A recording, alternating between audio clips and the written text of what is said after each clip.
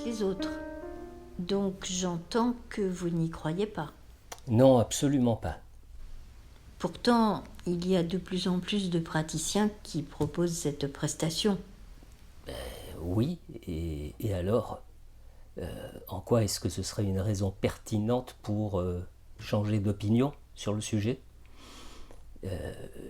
J'ai envie de vous dire que, hormis des considérations d'ordre géographique pour des zones dans lesquelles le psy serait une espèce rare, eh bien je trouve que c'est une attitude contagieuse qui révèle une grande paresse, une facilitation un peu outrancière, pour ne pas dire une intolérance à la frustration. Voilà, alors je peux comprendre que le vécu des confinements y soit pour quelque chose, seulement nous ne sommes plus confinés et nous n'avons pas non plus à encourager la paresse. Ça signifie que vous ne croyez à aucune démarche psy à distance. Vous m'avez demandé si je croyais à la validité d'une psychanalyse à distance. Je pense qu'un travail peut être réalisé en visio pour des thérapies de soutien. Je pense que la visio se prête très bien aux supervisions. Je pense même qu'un travail plus avancé demeure possible à distance sous certaines conditions et avec certaines limites, quelle que soit l'obédience du praticien. En revanche, je persiste et je maintiens qu'une psychanalyse à distance est pour moi totalement invalide.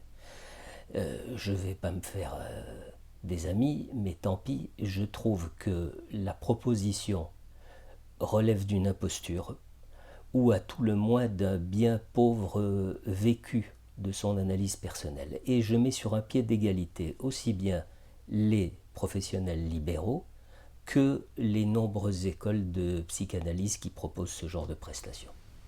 Pour quelle raison? Mais principalement parce que, à distance, il manque à l'analyse au moins 3 paramètres. Et 3 paramètres qui sont pour moi des éléments fondamentaux, indispensables pour que l'on puisse prétendre à la dénomination psychanalyse. Le premier de ces 3 paramètres est relatif à l'Obertragung, c'est-à-dire le transfert. Parce que le transfert, c'est d'abord un transfert géographique, un déplacement dans l'espace. Se déplacer, c'est s'engager, c'est se mettre en mouvement. Et cet acte de mise en mouvement est encore plus important pour des patients dépressifs ou qui souffrent de phobies liées à l'extérieur.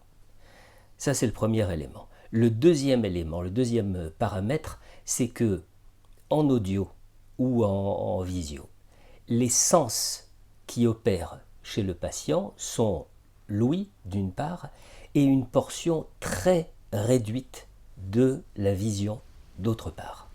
Pourquoi très réduite? Parce que généralement les caméras cadrent un visage ou au mieux un buste. Donc un voire 2 sens sont mobilisés chez le patient.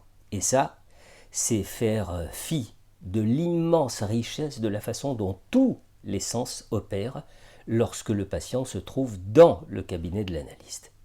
Parce que dans le cabinet, tout, absolument tout, parle à nos sens.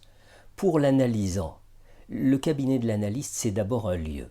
C'est un espace qui représente l'intimité et la sécurité. Un échange en audio ou en visio ne peut pas avoir la même superficie, je dirais. Et puis, par ailleurs, quand on se rend au cabinet de l'analyste, entre 1 et 4 fois par semaine, on finit très rapidement par capter, par enregistrer jusqu'au moindre détail de ce lieu qui devient très rapidement une part de notre univers personnel. D'abord l'analyste lui-même, un homme ou une femme dans son environnement. Un corps entier et non pas seulement une tête ou un buste. Donc un corps entier avec une façon de marcher, une façon de se tenir, avec peut-être un handicap permanent ou un handicap ponctuel, consécutif à un accident. Un homme ou une femme avec un style vestimentaire, avec des gestes, des mouvements bien particuliers. Bon. Et puis l'environnement. Les endroits du pourtour du tapis qui frangent un peu, les palmes de la plante verte que l'on voit s'épanouir et occuper d'année en année davantage d'espace, le tic-tac de l'horloge et celui du réveil qui finissent par se mélanger ou qui se répondent, les objets qui dessinent finalement l'âme de ce lieu, des tableaux, des sculptures, des livres, et même des bonbons dans une petite coupelle. Et quoi encore? La texture du tissu du divan. Vous savez, maintes fois caressé comme pour s'assurer que l'on est bien au bon endroit. Et bien sûr, les odeurs du lieu. Odeur globale dans laquelle on pénètre dès l'entrée du cabinet et que l'on décompose ensuite selon des rythmes différents en fonction de son humeur. L'odeur que dégage l'analyste. Il met parfois du parfum, rarement. Pourquoi est-ce qu'il en met ces jours-là? Bon. Odeur du café qu'il vient de boire. Odeur du chauffage lorsqu'il l'allume au premier froid. Vous savez, lorsque le chauffage dégage cette odeur de poussière emprisonnée dans la grille. L'odeur du plaid lorsqu'on demande à s'en recouvrir et qui nous fait imaginer retrouver une odeur de doudou de notre enfance. Je ne sais pas si vous vous rendez bien compte de l'étendue de cet univers sensoriel. C'est une partie immense du vécu d'une analyse en cabinet. Ce sont de véritables tremplins, des éléments qui nourrissent l'imaginaire, qui stimulent le mécanisme associatif. C'est un terreau magnifique pour l'instauration du transfert. Eh bien, tout ça n'existe pas dans une relation à distance.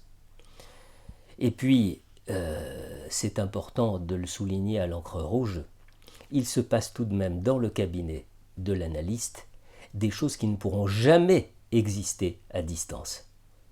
Les actes manqués, du genre oubli d'objets, oubli de vêtements ou l'oubli de règlements, par exemple. Et puis d'entendre une analysante dire un jour « Je me rends compte que le cabinet de mon analyste, c'est le seul lieu où j'enlève mes lunettes. » Comme si le flou convenait mieux à l'interprétation et aux associations, comme si le regard tourné vers l'extérieur cédait la place au regard tourné vers l'intérieur. Comment voulez-vous que de telles manifestations se produisent en visio? C'est impossible.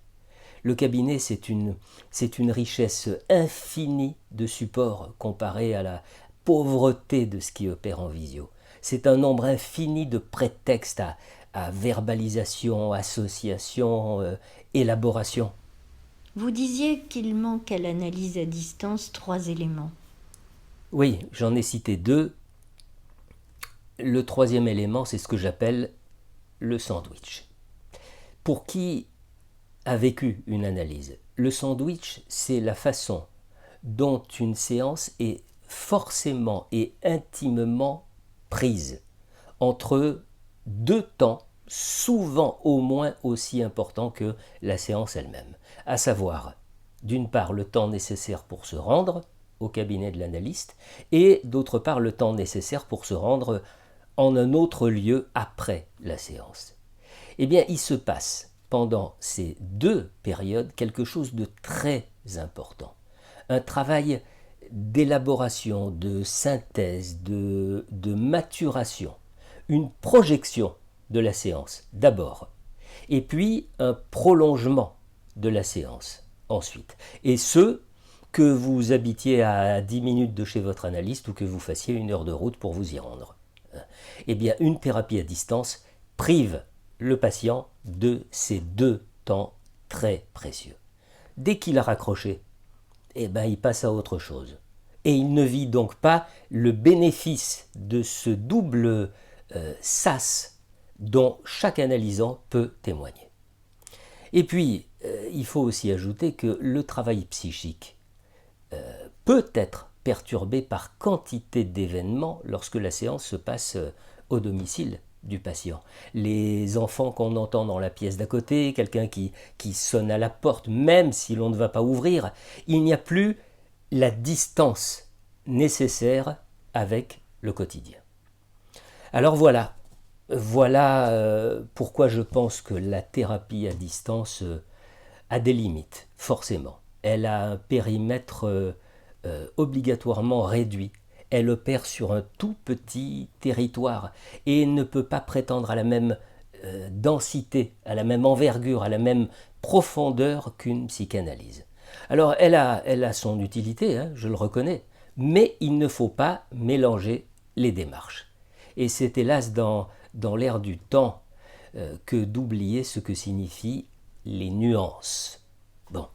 Et j'ajoute qu'il est nécessaire et responsable de s'interroger sur le fait que le cœur de nos métiers, le cœur des métiers du soin et de la relation d'aide, qu'est-ce que c'est ? C'est la relation humaine, c'est le contact, c'est aller à la rencontre de l'autre pour mieux aller à la rencontre de soi. Si l'on évacue cette dimension, qui est une dimension essentielle, eh bien on va encore davantage dans le sens de l'isolement, dans le sens de l'absence de communication. Finalement, on va dans le sens de la déshumanisation.